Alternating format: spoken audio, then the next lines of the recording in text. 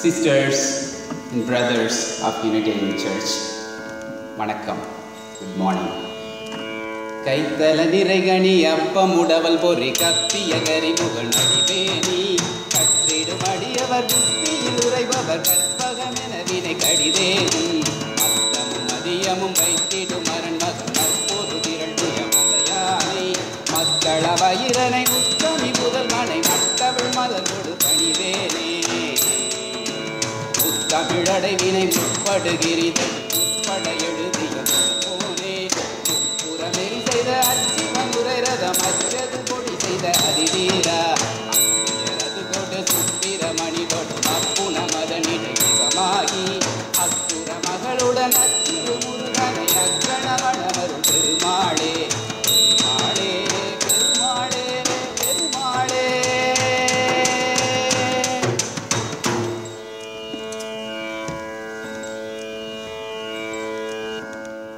We are very happy and honored to be here at the Unitarian Church with my friends Muni and Yuva. It was Muni who first told me about the Unitarian Church. Later, I learned about the principles of Unitarian Church from Priscilla. What I found was amazing. These are the same exact values the Tamil culture, where I am from, have been living for 5,000 years and over 5,000 years. We are so thrilled to see that the same ideals, same principles are followed in some other part of the world. That is the first amazement that the Unitarian Church and the principles gave me. Thank you for introducing that and thank you for welcoming us. It's a great honor. And when we talk about all the principles, I'm going to talk about the similarities between the Tamil culture. For a small introduction, we speak a language called Tamil. It is also a culture, ancient culture from the Indian peninsula. And it's a great tradition, civilization. It has so many aspects, right from architecture, arts, linguistics. It has script and a well-traditional, long-lasting literature. So today, I will be sharing some of the thoughts that we have in common. The first one, the inherent worth and dignity of every person. Here, I want to quote from a book called Thirukkural. This was written about 2,000 years ago by Saint Thiruvalluvar. There were 1,330 poems in Thirukkural. What it says is, in one place, about how everybody is equal and how everybody is worth is பிறப்புக்கும் எல்லா உயிர்க்கும் சிறப்பொவ்வா செய்தொழில் வேற்றுமையான். The birth is equal for every being, not just humans. It is for every being, rather it be an animal or anything. The birth is equal for every single being. That's what the first line is. The second line says, whatever may be the profession that we are doing, one person may be a CEO in that company and the other person may be doing something else, but the greatness or the esteem is not going to come to that person because of whatever profession that person is doing. So whoever we are, whatever we do, we are all the same. All birth are equal. That's a wonderful thing that Thirukkural teaches us. In fact, later we had the issue of untouchability. Like this person is born in this caste, so he cannot be touched. All those issues came in. At that time, people like Gandhi, they took the values from Thirukkural. In fact, I can remember Gandhi, even before coming to India to fight for independence, he was in South Africa, fighting against oppression there. At that time, he was communicating with Leo Tolstoy. Leo Tolstoy was writing to Gandhi about non-violence, about love. And Gandhi was asking, where do you get these quotes from? Tolstoy was quoting some poems. And Gandhi was asking, where is this from? And Tolstoy said, this is from your very land. Gandhi was surprised and he went to the Tamils living in South Africa at that time. And then the Tamils taught him Tirukkural. And interestingly, Gandhi said later, if there is a birth again, I want to be Tamil so I can read Tirukkural in Tamil, same language in which it was written. That is the greatness of Tirukkural. It's just one book from the vast literature. And this is the mere root that all beings are equal. The Tamil principles or values are deeply rooted in this mere thought, which was later used by several reformists. So that is the greatness of that book. When we come to the justice, equity, and compassion, when they are talking about one ancient city, they sing, Kuliya kurai kematar, kurai marakal alakamatar. Kuliya kurai kematar, kurai marakal alakamatar. Angadiya sandayile agiravela sundamatar. Kanne nanne nananne, nananne nananne. Kanne nanne nanne nanne, nane nanne nananne. By the way, we have songs for everything. Our life is filled with songs, harmony. This city is, they say, fairness in everything. Fairness in wages, fairness in trade. How the justice should be. It should be like the needle in the fulcrum of a scale. Unbiased. It should be straightforward. That is especially needed for those who are learned, those who are noble, those who are enjoying the higher offices. For example, there was a king, a Pandya king, and a lady, a normal lady from a foreign country, that too not from his own land. A foreign lady came to the court of the king and she asked the king, you executed my husband for a crime that he did not commit.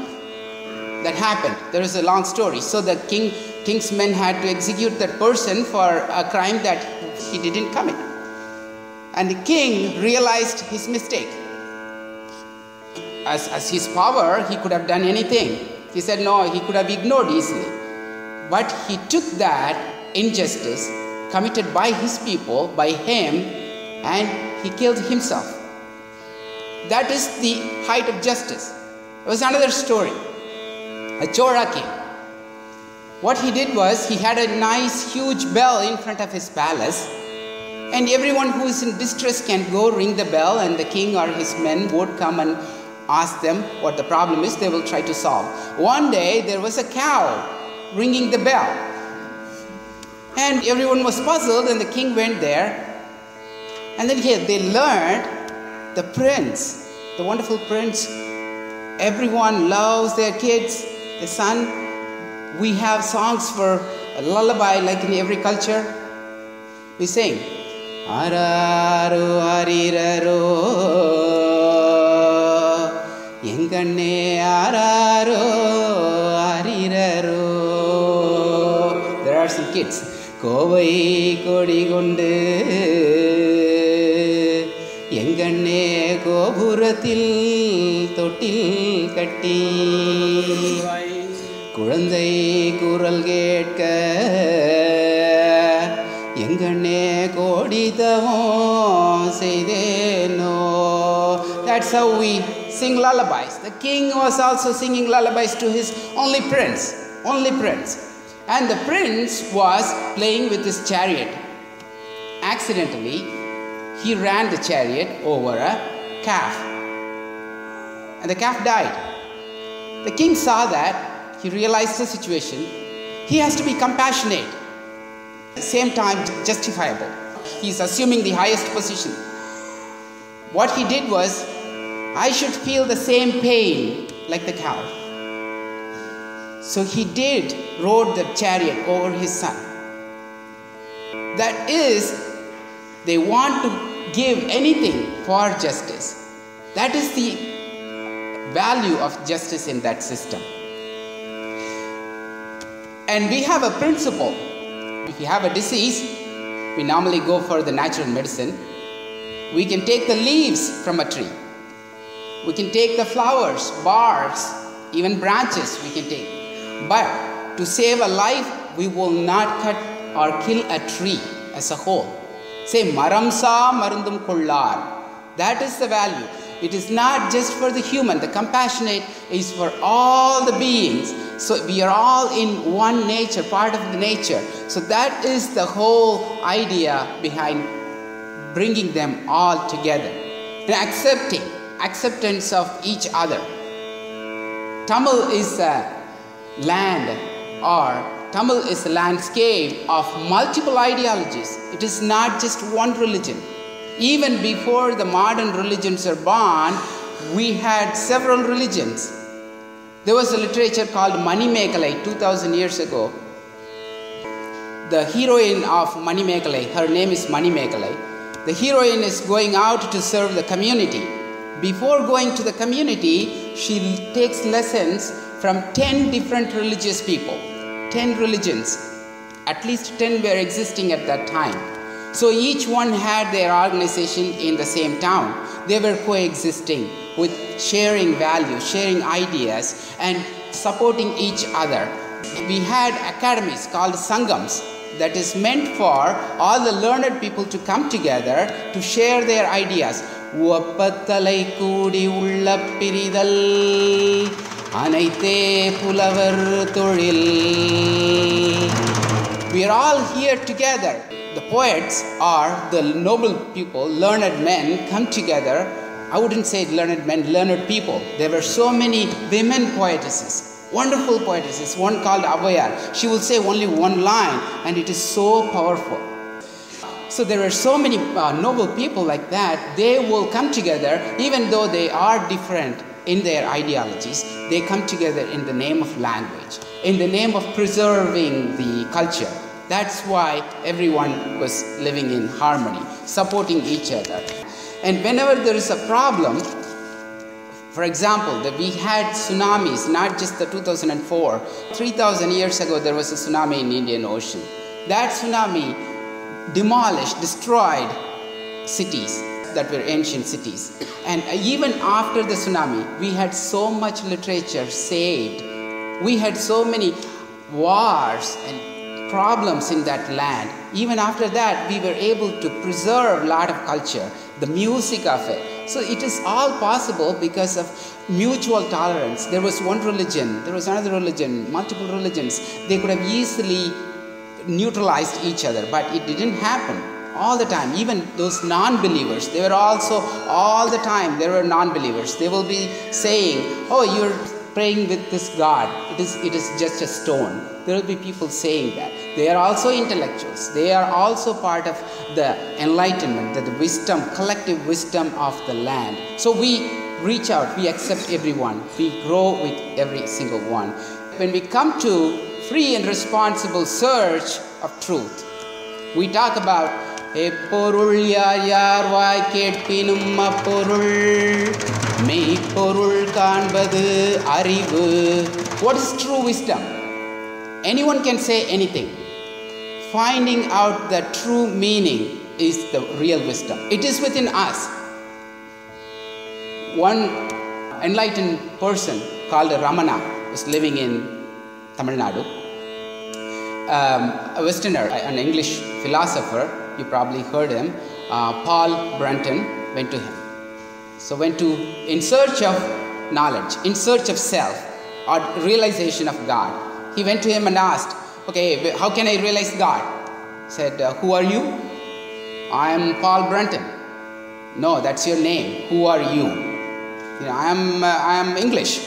No, that's your origin. Who are you? I'm a philosopher. That's your profession. Who are you? He asked. So then he started realizing that it is not, this body is not me. It is not the identity that the society has given to me. There is something else within me. Is that the collective ego? Once I lose that ego, then I can reach the true self. The self-realization can be achieved by yoga also. We are covered by 5 sheaths, 5 layers. The inner core is the true self. The outer core is the body. We are so tightly clinged to the outer core. We have to move a little inside. That is the breathing sheath or the layer of breathing. The inner layer is the mind. And the one inside is the wisdom. So we think it is not the body, it's not the breathing, it's not the prana or the life force that's going on in our body. That's not we. It's not our mind. We think we are the mind, not the mind. It is a collective wisdom that I can gain. That's not you. You are the true inner soul, the bliss. That is the true self. Realizing the true self or searching to go within is the real meaning of life. Paul Brunton realized that through Ramana. And we realize it through our professions. I wanted to study how yoga works.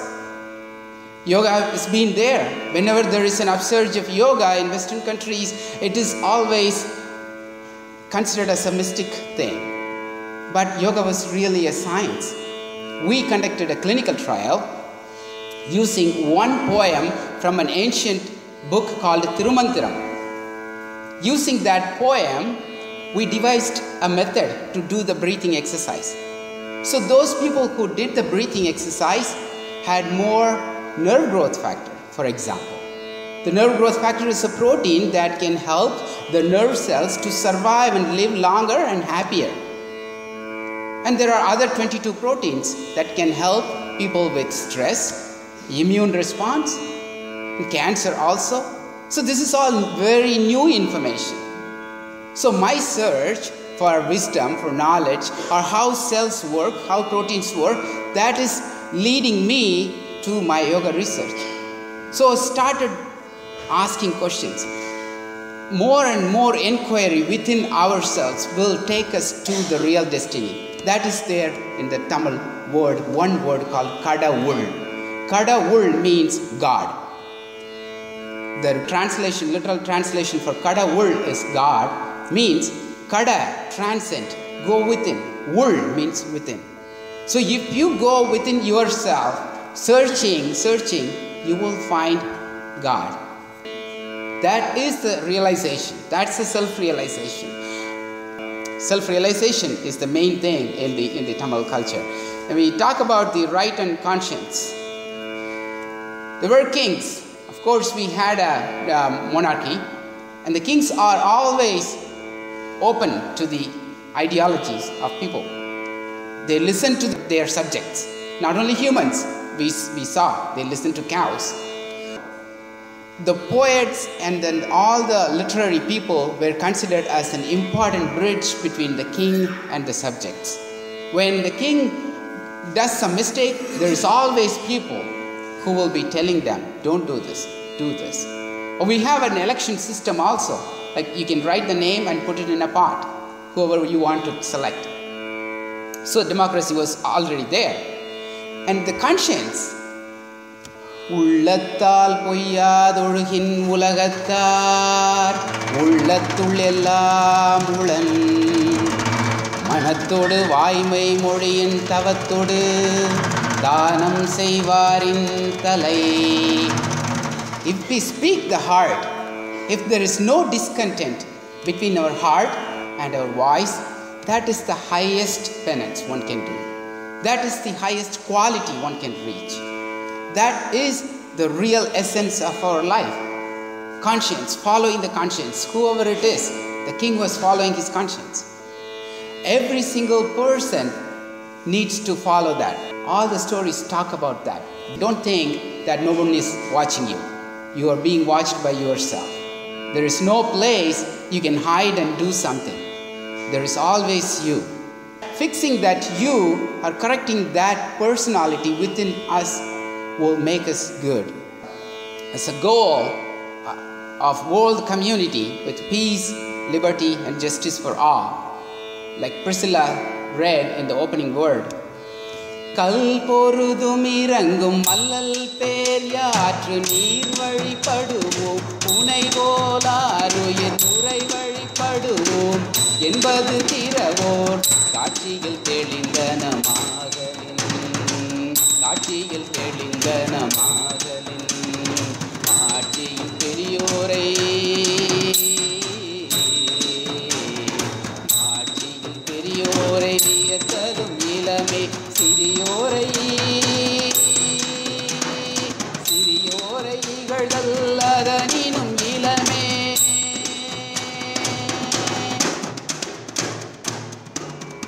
We all think that we are led by some predetermined force, karma, fate. We are not that. We are like rats going in that wild river. We are not piece of wood. We can create miseries, we can create joy. That's what we are. We can determine where we want to go. The raft can be directed by you. The wild river is going, but you are like a raft. You have a control. Even if all the nature's forces are against you, if you work hard and if you work tirelessly, you can achieve the goal. That is the ultimate wisdom that we get from the noble or enlightened people. That is the essence of this song. So nature is there. There may be forces that will be trying to lead us, like the river. But it is not just that alone. You are also a part of the nature. When you do something, it is not you doing it. You are part of the nature. You are trying to change your path with nature's forces. That is the main essence of that song. So that's why the Tamil culture doesn't believe in predestined things. Doesn't believe in the fate or karma. It believes in one's willpower, one's tireless efforts. That will take that person forward. And when we talk about respect for interdependent web of all existence of which we are a part, we do that in several ways. We practice in several different ways that we are dependent upon each other. Even a person who says, I denounce everything, even that person cannot eat if the farmer doesn't go to the farm and produce the produce. கருதனலா விளைய வச்சு மருத ஜில்லா ஆள வச்சு அறுத்து போட்டு களத்து மேட்டுல செல்லக்கண்ணு நல்லா அடிச்சு தூத்தி பாடுபடு செல்லக்கண்ணு பொதிய ஏற்றி வண்டியில புள்ளாச்சி சந்தையில விருதுநகர் வியாபாரிக்கு செல்லக்கண்ணு நீயும் போட்டு பணத்தை வந்து Chellakannu Chellakannu. This is a song that we sing during Harvest Festival. That is our Pongal. We call it as Pongal. We celebrate in Charleston also. Every year we have a Tamil association. We celebrate Pongal. Pongal is a time of the year. We thank all the natural forces, starting from sun, the land, the air, cattle, farmers, everything that is related to agriculture. We salute them. We pray to them. We put garland to cattle, put wonderful decorations. We celebrate the cattle. We are not, as humans, we are not just single entity in the whole world. We are dependent upon each other. This is all said continuously in various different forms. Do not think that you are alone. You are a continuation of the nature. That's why we have to be compassionate to all the nature. This is much more important in this modern world. We face a lot of hardships, a lot of difficulties, either it be here or in India or anywhere. People tend to forget who they are, what they learned from the past. I saw a wonderful symbol in front of the church. So you have to look back, just like the bird. You have to look back, learn from your past. This is the thing that we need. We can go back 5,000 years, there was a land, there was a philosophy which tells us all the good things about how humans should be, what should be the moral values. But we forget. We had to go back, learn, revise it, and see within ourselves. That will give us a wonderful way of life. Nadi nadi atanayum kadalil sangamam, nachathiram atanayum vaanil sangamam, udal porulavi ellam kalayil sangamam sangamam. Nadi nadi atanayum kadalil sangamam, nachathiram atanayum vaanil sangamam, udal porulavi ellam kalayil sangamam sangamam.